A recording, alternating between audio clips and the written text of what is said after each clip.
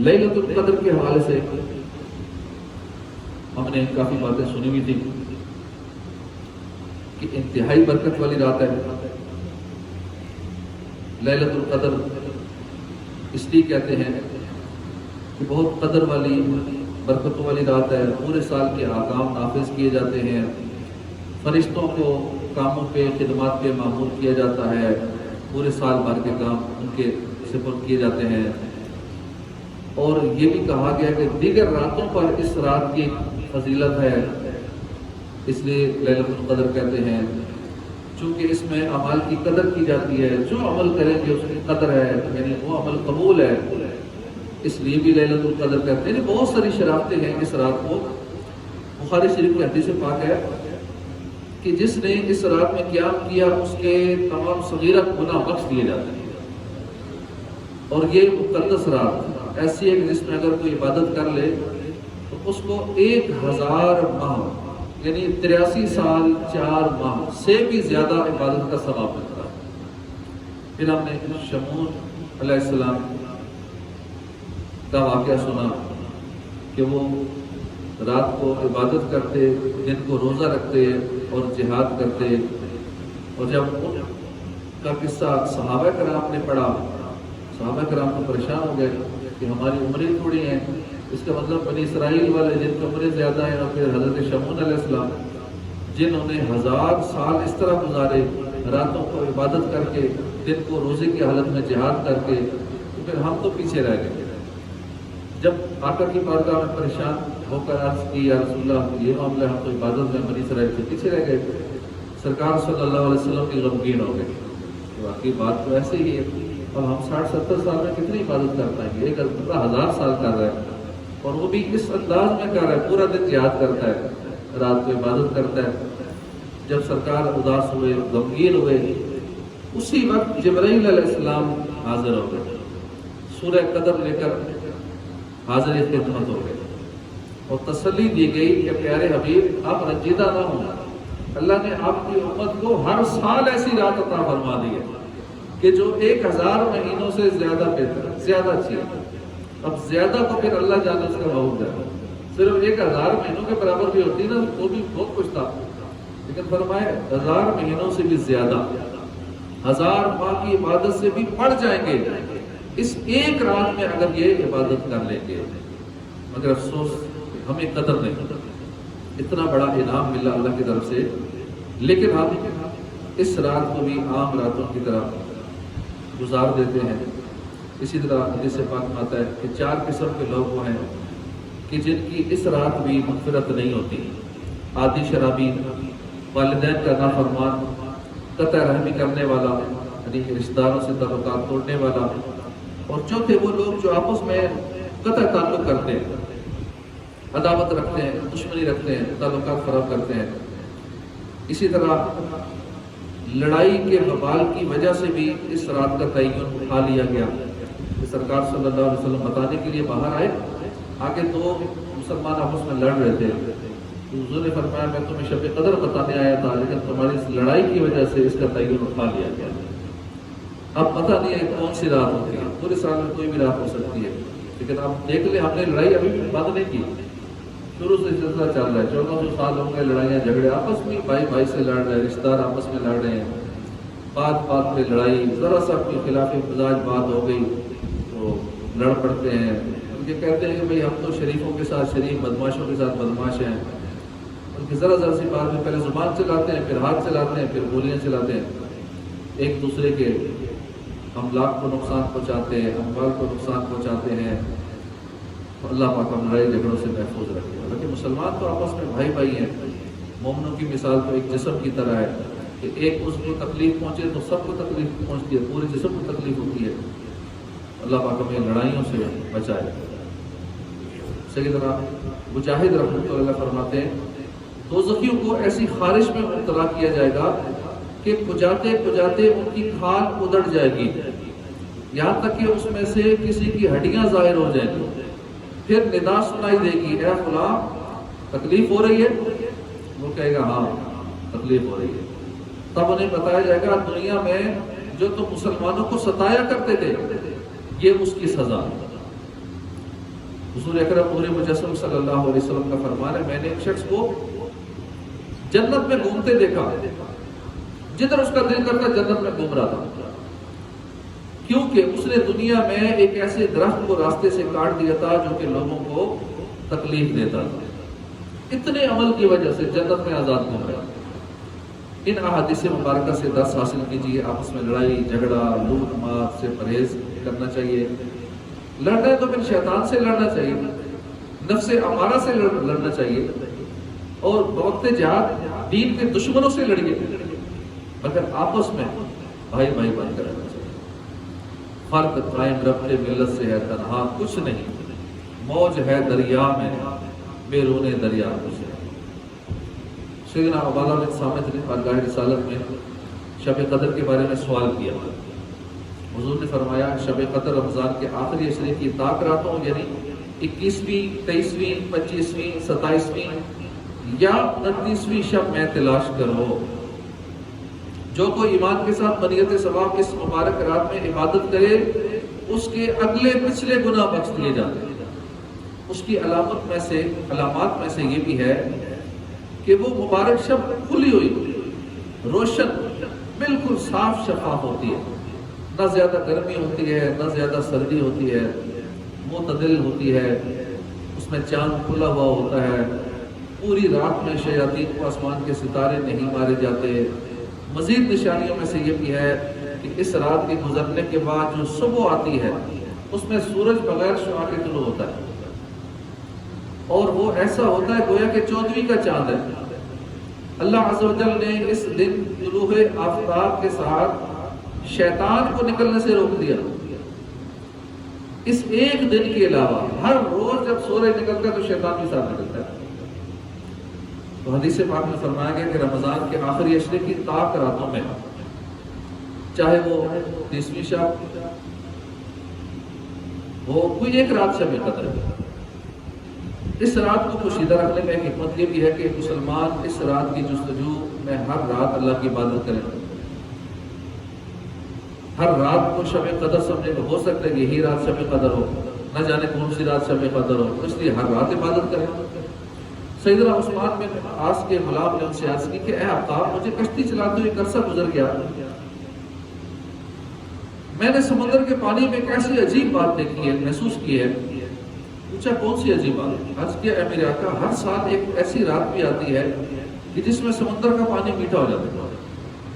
آپ نے غلام سے فرمایا اس بار خیال رکھنا، جیسے ہی رات میں پانی میٹھا ہو مجھے بتا دینا۔ جب رمضان کی 27ویں رات آئی تو غلام نے آقا سے کہا آقا آج سمندر کا پانی میٹھا ہو چکا ہے۔ تو شب قدر کی کئی علامات کا ذکر گزرا ہے۔ ہمارے ذہن میں یہ سوال ابھر سکتا ہے کہ ہماری عمر گزر گئی ہے، ہر سال شب قدر آتی ہے چلی جاتی ہے، ہمیں تو کبھی کوئی علامت نظر نہیں آئی۔ اس کے جواب میں علماء کرام فرماتے ہیں کہ ان باتوں کا تعلق کشف و کرامت سے، عام آدمی نہیں دیکھ سکتا، صرف وہی دیکھ سکتا ہے جو بصیرت قلبی والا ہے، جس کی قلبی نظر ہے۔ اللہ نے یہ نعمت عطا فرمائی ہے، اس لیے کہتے دل بینا بھی کر خدا سے طلب، آنکھ کا نور دل کا نور نہیں۔ ہر وقت جو گناہوں میں لت پت رہے گا، ہر وقت جو رب کی نافرمانیاں کرتا رہے گا، اس کو تھوڑی ہی چیزیں نظر آئیں گی۔ آنکھ والا تیرے جوبن کا تماشا دیکھے، دیدہ غور کو کیا ہے نظر کیا دیکھے، یہ تو آنکھ والے دیکھتے ہیں۔ سیدتنا عائشہ صدیقہ سے روایت ہے، نبیوں کے سرتاج صاحب معراج صلی اللہ علیہ وسلم نے فرمایا شب قدر رمضان کے آخری عشرے کی طاق راتوں میں 21ویں 23ویں 25ویں 27ویں 29ویں رات میں تلاش کروں۔ سیدنا عبداللہ ابن عمر سے روایت ہے، باہر و بر کے بادشاہ، دو عالم کے شہنشاہ، امت کے خیر خواہ، آمنہ کے مہرما صلی اللہ علیہ وسلم کے بعد صحابہ کرام کو خواب میں آخری 7 راتوں میں شب قدر دکھائی گئی۔ میٹھے میٹھے آقا صلی اللہ علیہ وسلم نے فرمایا میں دیکھتا ہوں کہ تمہارے خواب آخری 7 راتوں میں متفق ہو گئے، اس لیے اس کا تلاش کرنے والا اسے آخری 7 راتوں میں تلاش کرے گا۔ اللہ کی سنت کریمہ ہے کہ اس نے بعض اہم ترین معاملات کو اپنی مشیت سے بندوں پر پوشیدہ رکھا ہے، جیسا کہ منقول ہے کہ اللہ نے اپنی رضا کو نیکیوں میں پوشیدہ رکھا ہے، اپنی ناراضی کو گناہوں میں پوشیدہ رکھا ہے، اپنے اولیاء کو بندوں میں پوشیدہ رکھا ہے۔ اس کا خلاصہ یہ ہے کہ بندہ کوئی نیکی چھوٹی سمجھ کے چھوڑے نہ، یہ معمولی سی نیکی ہے، کیونکہ ہم نہیں جانتے کس نیکی پر اللہ راضی ہو جائے۔ بظاہر چھوٹی نظر آنے والی نیکی سے اللہ راضی ہو جائے، مثلا قیامت کے روز ایک گناہگار شخص صرف اس نیکی کے عوض بخشا جائے گا کہ اس نے پیاسے کتے کو پانی پلایا ہوگا، بس یہی نیکی اس کی بخشنے کا سبب بن جائے گی۔ اسی طرح اپنی ناراضی کو گناہوں میں پوشیدہ رکھنے کی حکمت یہ ہے کہ بندہ کسی گناہ کو چھوٹا تصور کر کے نہ کر بیٹھے، بس ہر گناہ سے بچتا رہے، کیونکہ وہ نہیں جانتا کہ اللہ کس گناہ سے، کس نافرمانی سے جس کو معمولی سمجھ رہے اسی سے ناراض ہو جائے۔ اسی طرح اولیاء کو بندوں میں پوشیدہ رکھا، اس لیے کہ انسان ہر نیک پابند شرع مسلمان کی تعظیم کرے، رعایت کرے، کیونکہ ہو سکتا ہے وہ اللہ کا ولی ہو، جس کو ہم عام بندہ معمولی سے سمجھ رہے ہیں، سادہ سا سمجھ رہے ہیں، لفٹ ہی نہیں کرا رہے، ہو سکتا ہے یہی اللہ کا ولی ہو۔ اس لیے ہر مسلمان کا ادب کرے، ہر مسلمان کی تعظیم کیا کرے۔ تو جب ہر مسلمان کی دل سے تعظیم کریں گے، نیک سمجھیں گے، بدگمانی سے بچتے رہیں گے، ہر مسلمان کو اپنے سے اچھا تصور کرنے لگیں گے، تو ہمارا سارا معاشرہ بھی ٹھیک ہو جائے گا، ہماری آخرت بھی سمجھ جائے گی۔ امام فخر الدین رازی تفسیر کبیر میں فرماتے ہیں، اللہ نے شب قدر کو چند وجوہ کی بنا پر پوشیدہ رکھا ہے۔ اول یہ کہ جس طرح دیگر اشیاء کو پوشیدہ رکھا، مثلا اپنی رضا کو اطاعتوں میں پوشیدہ رکھا تاکہ بندہ ہر اطاعت میں رغبت کرے، اپنے غضب کو گناہوں میں پوشیدہ رکھا کہ ہر گناہ سے بچے، اپنے ولی کو لوگوں میں پوشیدہ رکھا تاکہ لوگ اس سب کی تعظیم کریں، قبولیت دعا کو دعاؤں میں پوشیدہ رکھا کہ بندے دعائیں مانگتے رہے، پتہ نہیں کب دعا قبول ہو جائے، کون سی دعا سن لی جائے۔ اس میں اعظم کو اسماء میں پوشیدہ رکھا کہ لوگ سب اسماء کی تعظیم کریں، صلاۃ وسطیٰ کو نمازوں میں پوشیدہ رکھا کہ تمام نمازوں پر لوگ ہمیشگی اختیار کریں، قبولیت توبہ کو پوشیدہ رکھا کہ بندہ توبہ کی تمام اقسام پر ہمیشگی اختیار کرے، موت کا وقت پوشیدہ رکھا کہ بندہ ہر وقت ہی مکلف رہے، خوف میں مبتلا رہے کہ مجھے ابھی موت آ سکتی ہے، ابھی آج شام کو موت آ سکتی ہے، آج میری زندگی کا آخری دن ہو سکتا ہے، آج صبح کی ہے تو شام میری زندگی میں نہیں ہوگی، شام کرے تو سمجھے میری زندگی میں آخری شام ہے، اس کے بعد صبح نہیں ہوگی۔ موت کو پوشیدہ اس لیے رکھا۔ اسی طرح شب قدر کو بھی پوشیدہ رکھا کہ رمضان کی تمام راتوں کی تعظیم کرے، سارے رمضان کو عبادتوں میں گزارے۔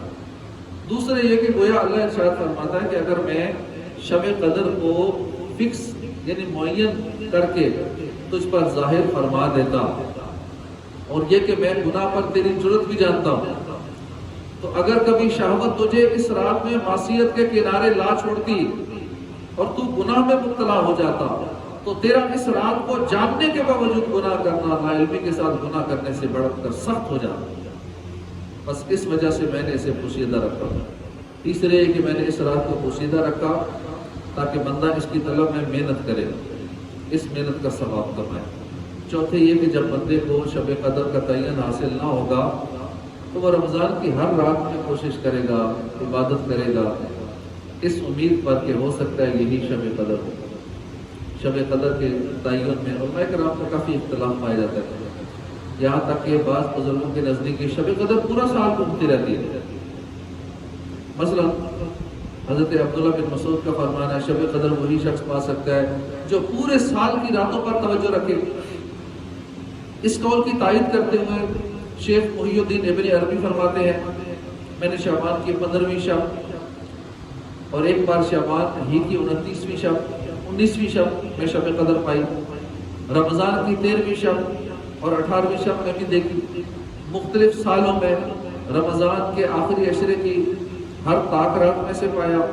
مزید فرماتے ہیں اگرچہ زیادہ تر شب قدر رمضان میں ہی پائی جاتی ہے، تاہم میرا تجربہ تو یہی ہے کہ یہ پورا سال گھومتی رہتی ہے، مخصوص نہیں ہے، کوئی بھی رات ہو سکتی ہے۔ تو مختلف اقوال ہیں اس حوالے سے۔ سیدنا امام اعظم ابو حنیفہ اس بارے میں فرماتے ہیں کہ لیلۃ القدر رمضان ہی میں ہے، لیکن کوئی رات فکس نہیں ہے۔ امام اعظم ابو حنیفہ کے مشہور قول یہ کہ لیلۃ القدر پورا سال گھومتی رہتی ہے، کبھی رمضان میں ہوتی ہے، کبھی دوسرے مہینوں میں ہوتی ہے، اور یہی قول سیدنا عبداللہ بن عباس، سیدنا عبداللہ بن مسعود، سیدنا اکرمہ رضی اللہ تعالی عنہم اجمعین سے بھی منقول ہے۔ امام شافعی کے نزدیک شب قدر رمضان کے آخری عشرے میں ہے اور اس کی رات معین ہے، اس میں قیامت تک تبدیلی نہیں ہوگی۔ اب امام شافعی کا اتنا پکا یقین ہے، یہ فکس ہے، آخری عشرے میں ہے، تبدیل نہیں ہوتی۔ امام ابو یوسف اور امام محمد کے نزدیک لیلۃ القدر رمضان ہی میں ہے، کوئی رات فکس نہیں ہے، اور ان کا ایک قول یہ کہ رمضان کے آخری 15 راتوں میں ہے لیلۃ القدر ہوتی ہے۔ امام مالک کے نزدیک شب قدر رمضان کے آخری عشرے کی طاق راتوں میں ہے، مگر مخصوص نہیں ہے، ہر سال طاق راتوں میں گھومتی رہتی ہے، یعنی کبھی 21ویں ہوتی ہے، کبھی 23ویں، کبھی 25ویں، کبھی 27ویں، کبھی 29ویں شب قدر ہوتی ہے۔ اسی طرح شاذلیہ سلسلے کے عظیم پیشوا شیخ ابو الحسن شاذلی رحمۃ اللہ علیہ فرماتے ہیں جب کبھی اتوار یا بدھ کو پہلا روزہ ہوا تو 29ویں شب، اگر پیر کا پہلا روزہ ہوا تو 21ویں شب، اگر پہلا روزہ منگل یا جمعہ کو ہوا تو 27ویں شب، اگر پہلا روزہ جمعرات کو ہوا تو 25ویں شب، اور اگر پہلا روزہ ہفتے کو ہوا تو میں نے 23ویں شب میں شب قدر کو پایا۔ اب یہ ایک بزرگوں کا تجربہ ہے۔ اگرچہ بزرگان دین، مفسرین، محدثین کا شب قدر کے تعین میں اختلاف ہے، تاہم بھاری اکثریت کی رائے یہی ہے کہ ہر سال رمضان کی 27ویں شب ہی شب قدر میں جو آنے والی ہے۔ سید الانصار، سید القرا، سیدنا ابی بن کعب کے نزدیک 27ویں شب ہی شب قدر ہے۔ سیدنا عبدالعزیز محدث دہلوی رحمۃ اللہ علیہ بھی فرماتے ہیں کہ شب قدر رمضان کی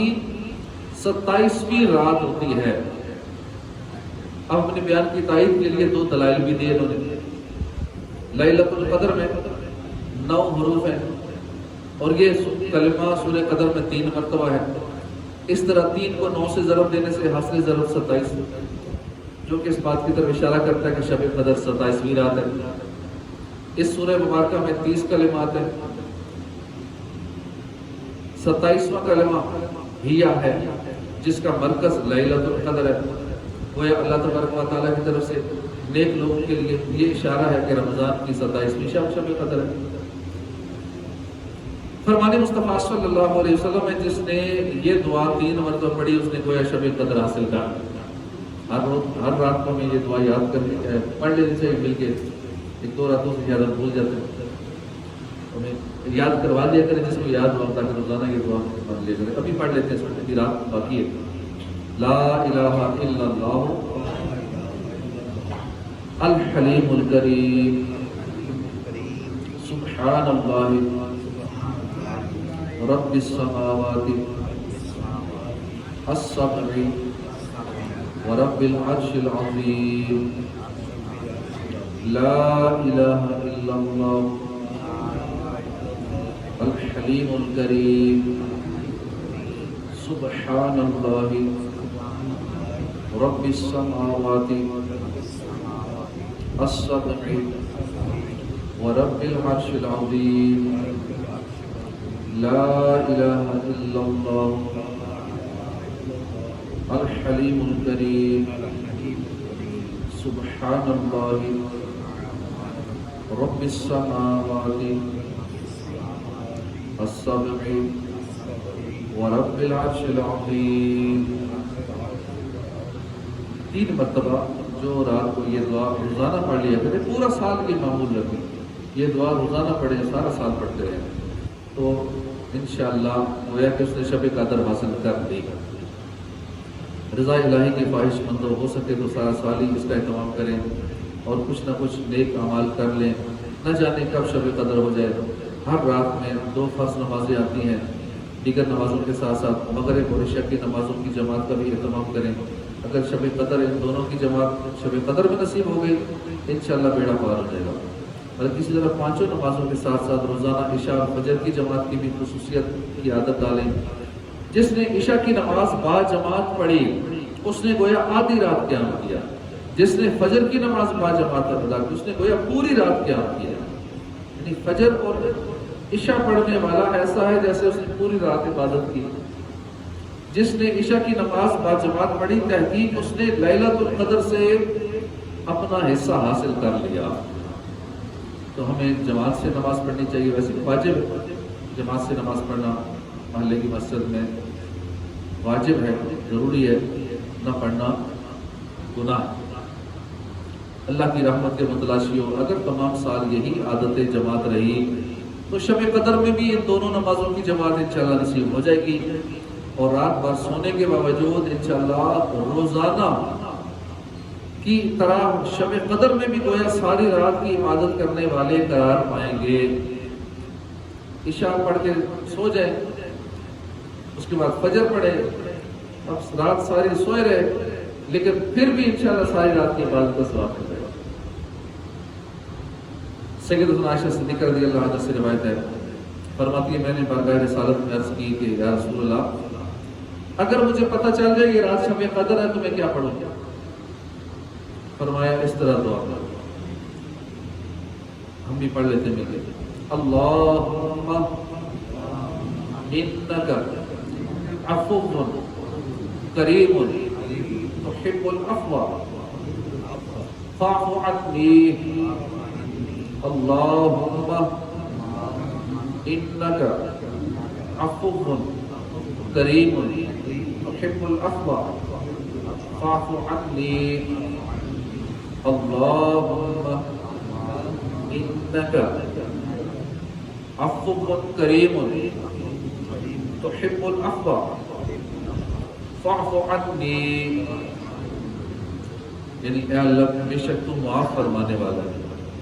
معافی دینا پسند کرتا ہے، لہذا مجھے معاف فرما دے۔ کاش ہم روزانہ رات یہ دعا کم از کم ایک بار ہی پڑھ لیا کریں کہ کبھی تو شب قدر نصیب ہو جائے گی، اور 27ویں شب میں تو بار بار یہ دعا پڑھنی چاہیے۔ سیدنا اسماعیل حقی تفسیر البیان میں یہ روایت نقل کرتے ہیں کہ جو شخص جو شب قدر میں اخلاص نیت سے نوافل پڑھے گا اس کے اگلے پچھلے گناہ معاف ہو جائیں۔ سرکار مدینہ صلی اللہ علیہ وسلم جب رمضان کے آخری 10 دن آتے تو عبادت پر کمر بستہ ہو جاتے، ان میں راتیں جاگا کرتے، اپنے اہل کو جگایا کرتے تھے۔ کاش ہم بھی جو بقیہ 2-3 راتیں رہ گئی ہیں ساری جا کے گزاریں۔ سرکار مدینہ صلی اللہ علیہ وسلم جب رمضان کے آخری 10 دن آتے تو عبادت پر کمر باندھ لیتے، ان میں راتیں جاگا کرتے، اپنے اہل کو بھی جگایا کرتے۔ کاش ہم بھی اپنے گھر والوں کو بھی جگا کے رکھیں، اگر کوئی شرعی مسئلہ نہیں ہے تو یہ راتیں، اور وہ بھی آخری 2-3 راتیں رہ گئی تو یہ تو کم از کم عبادت سارا سال کا سونا ہی ہے۔ سیدنا اسماعیل حقی نقل کرتے ہیں کہ بزرگان دین اس عشرے کی ہر رات میں 2 رکعت نفل شب قدر کی نیت سے پڑھا کرتے تھے، تو رات کو ہمیں بھی شب قدر کی نیت سے 2 رکعت نفل پڑھ لینے چاہیے۔ بعض اکابر سے منقول ہے کہ جو ہر رات 10 آیات اس نیت سے پڑھ لے تو اس کی برکت اور ثواب سے محروم نہ ہوگا۔ یقیناً یہ رات منبع برکات ہے۔ سیدنا انس بن مالک فرماتے ہیں ایک بار جب ماہ رمضان شریف تشریف لایا تو حضور صلی اللہ علیہ وسلم نے فرمایا تمہارے پاس یہ مہینہ آیا ہے جس میں ایک رات ایسی بھی ہے جو 1000 مہینوں سے بہتر ہے، ایک رات ایسی بھی ہے جو 1000 مہینوں سے بہتر ہے۔ جو شخص اس رات سے محروم رہ گیا گویا تمام کی تمام بھلائیوں سے محروم رہ گیا، اور اس کی بھلائیوں سے محروم نہیں رہتا مگر وہ شخص جو حقیقتاً محروم ہے۔ اے ہمارے پیارے پیارے اللہ، اپنے پیارے حبیب صلی اللہ علیہ وسلم کے طفیل، ہم گناہ گاروں کو لیلۃ القدر کی برکتوں سے مالا مال کر زیادہ سے زیادہ اپنی عبادت کی توفیق مرحمت فرما۔ لیلۃ القدر میں مطلع الفجر حق مانگ کی استقامت پہ لاکھوں سلام۔ صلو علی الحبیب صلی اللہ تعالی علی محمد صلی اللہ علیہ وآلہ وسلم۔